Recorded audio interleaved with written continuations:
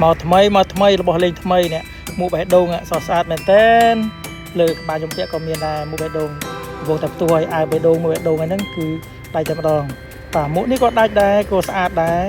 តាទស្សនាបន្តទៀតបាទវគ្គខោបេះដូងនេះខោបេះដូងគូតដូចជាលំ3ដុល្លារបេះដូងស្អាតនេះអាវពោខោពណ៌នេះពណ៌ឈេរីពណ៌នេះមានឈាមជ្រូកមានអីមានពណ៌សាច់ពណ៌អីអានេះកាគីជើងស្លីមគឺរឹបមែនតើហ្នឹងហើយនេះអាវហ្នឹងក៏ល្បីដែរ